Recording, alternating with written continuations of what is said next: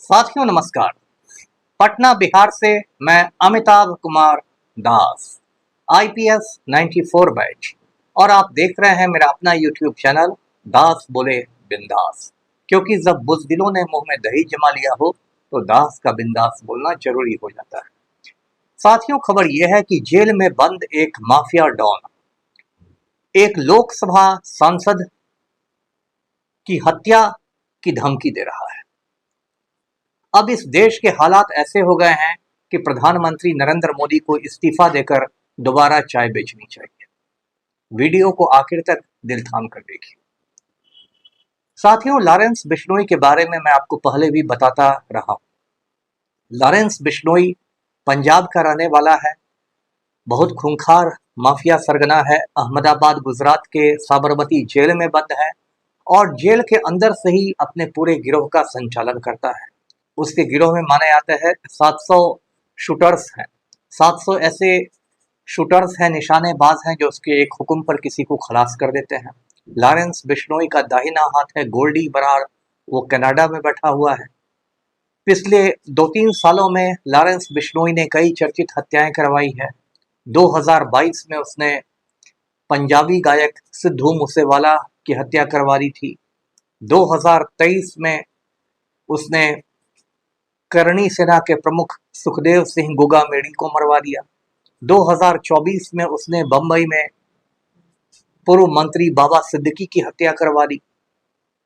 Lawrence Bishnoi पहले सलमान खान की हत्या की भी कई बार धमकी दे चुका है।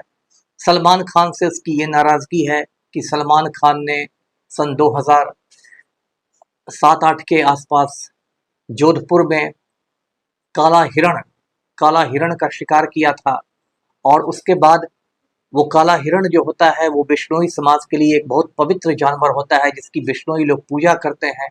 इसलिए वो सलमान खान के खून का प्यासा हो गया है लॉरेंस बिश्नोई। इस वजह से सलमान खान की सुरक्षा भी काफ़ी बढ़ा दी गई है, और सलमान खान का बांद्रा में जो गैलेक्सी अपार्टमेंट्स है, उस गैलेक्सी अपार्टमेंट्स के आसपास भी संदिग्ध लोग 1-2 बार पकड़े गए हैं।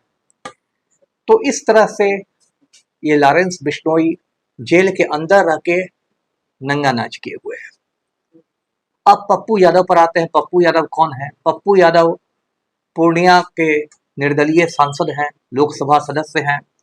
वो 5वीं या 6ठी बार सांसद बने हैं, और इस बार तो उनका सांसद बनना और महत्वपूर्ण है, क्योंकि लालू ने भी पूरी ताकत झोंक दी थी पप्पू यादव को हराने के लिए।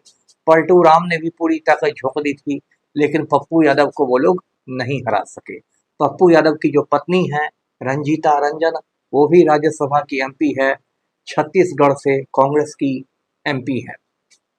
पप्पू यादव की पहचान बिहार में मतलब जन सरोकार वाले नेता के रूप में है। कहीं भी कुछ मुसीबत होती है, पप्पू यादव जो काफ़ी भारी भरकम शरीर के हैं, बिल्कुल लुढ़कते पुढ़कते पहुंच जाते हैं और लोगों की मदद भी कर देते हैं। ऐसे पप्पू यादव पर भी इल्ज़ाम लगते रहे हैं। अजीत सरकार हत्याकांड में वो 8 साल तक दिल्ली के तिहाड़ जेल में बंद थे, बाद में उनकी रिहाई हुई। अब पप्पू यादव ने वो क्या कर दिया कि लॉरेंस बिश्नोई उनसे नाराज है। तो पप्पू यादव ने लॉरेंस बिश्नोई पर काफ़ी हमले किए और कहा कि यदि इनको 24 घंटे तक दे दिया जाए अधिकार तो वो लॉरेंस बिश्नोई गिरोह का सफाया कर देंगे। उन्होंने कहा कि देश जो है वो बुज़दिलों का देश बन गया है। इतना ही नहीं, पप्पू यादव बम्बई चले गए। उन्होंने बाबा सिद्दीकी के बेटे जीशान सिद्दीकी से मुलाकात कर ली। उन्होंने सलमान खान से भी कहा कि आप चिंता नहीं कीजिए, हम लोग आपके साथ हैं। तो इन सब बातों के बाद अब एक ऑडियो वीडियो वायरल हो रहा है, जिसमें पप्पू यादव को धमकियां मिल रही हैं। ये कहा जा रहा है कि तुम्हारा RIP कर देंगे, यानी रेस्ट इन पीस हो जाओगे। किसी आदमी की मौत होती है तो लोग लिखते हैं RIP, रेस्ट इन पीस। और पप्पू यादव के ठिकाने बताए जा रहे हैं। ऐसा दिखाया जा रहा है कि लॉरेंस बिश्नोई गिरोह को उनके सारे ठिकाने मालूम हैं, और इस तरह की धमकियां दी जा रही हैं। अब देखिए इस देश में क्या हो गया है, क्या स्थिति आ गई है कि एक माफिया जो कि जेल में बंद है, वो लोकसभा के एक माननीय सांसद को खुलेआम हत्या की धमकियां दिलवा रहा है, और पूरी सरकार जो है वो मूक दर्शक बन के बैठी हुई है। ये तो मोदी जी आपके लिए चुल्लू भर पानी में डूब मरने वाली बात हो गई। ये मोदी जी इतना हाँकते थे, कहते थे कि मेरा सीना 56 इंच का है, हम तो भारतवर्ष को विश्व गुरु बना देंगे। इनके जो दलाल बैठे हुए हैं गोदी मीडिया में, वो टीवी चैनल कहते हैं कि मोदी जी तो इतने शक्तिशाली हैं कि एक फोन कॉल पर यूक्रेन का युद्ध रुकवा देंगे।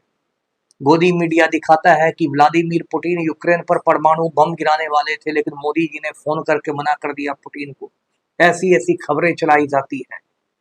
और वो प्रधानमंत्री एक जेल में बंद माफिया डॉन के सामने इतना लाचार हो गया है कि वो कुछ उस पर कंट्रोल नहीं कर पा रहा है। ये तो बड़े शर्म की बात है। इसलिए मैंने कहा कि प्रधानमंत्री जी अब आप इस्तीफा दीजिए और दोबारा चाय बेचने शुरू कर दीजिए। आप चाय बेचने ही के लायक आदमी हैं। ये देश आपसे नहीं संभलने वाला है। पूरी दुनिया में हिंदुस्तान का मजाक बन गया है कि हिंदुस्तान जो दुनिया का सबसे बड़ा देश है आबादी के हिसाब से, अब चीन को भी पछाड़ चुका है।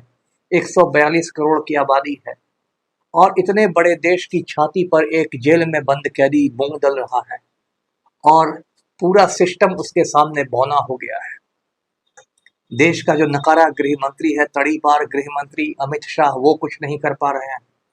जो देश के नकारा राष्ट्रीय सुरक्षा सलाहकार हैं अजीत डोभाल, जो कभी आईपीएस हुआ करते थे, वो कुछ नहीं कर पा रहे हैं।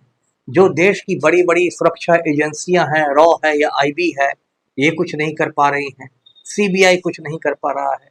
पूरा जेल प्रशासन फेल हो गया है और एक आदमी जेल में बंद रहते हुए पूरे देश को नाच नचाए हुए है। इसको आप क्या कहिएगा? जबकि मैंने पहले भी वीडियो में आपको बताया है कि लॉरेंस बिश्नोई को कंट्रोल करना 2 मिनट का काम है। वो जो भी हुक्म दे रहा है वो या तो मोबाइल के रास्ते दे रहा है या फिर मुलाकातियों के जरिए दे रहा है। तो यदि जेल के बाहर जैमर लगा दिया जाए तो मोबाइल के सिग्नल काम करने बंद कर देंगे, और यदि जेल में जो मुलाकाती आते हैं उससे मिलने के लिए, उन मुलाकातियों के साथ कोई जेल का अधिकारी रहे तो वो उल्टा सीधा हुक्म नहीं दे पाएगा। लेकिन ये भी अगर आप नहीं कर पा रहे हैं तो इसका ये मतलब है कि आपकी सरकार जो है वो बिल्कुल नकारा सरकार है। ये नरेंद्र मोदी वही हैं जिनके चमचे कहते थे कि मोदी जी प्रधानमंत्री बन जाएंगे तब तो हम पाकिस्तान में घुसकर पकड़ लेंगे दाऊद इब्राहिम को और उसकी ऐसी की तैसी हो जाएगी। यहाँ पाकिस्तान में घुसने की बात छोड़ दीजिए, हिंदुस्तान का एक कैदी आपके कंट्रोल से बाहर है। यदि सच में कल पप्पू यादव के साथ भविष्य में कोई अप्रिय घटना हो जाती है तो बताइए प्रधानमंत्री मुंह दिखाने लायक भी रहेंगे? तो आज का वीडियो यहीं तक था। वीडियो को लाइक कीजिए, शेयर कीजिए और चैनल को सब्सक्राइब कीजिए। धन्यवाद। जय हिंद।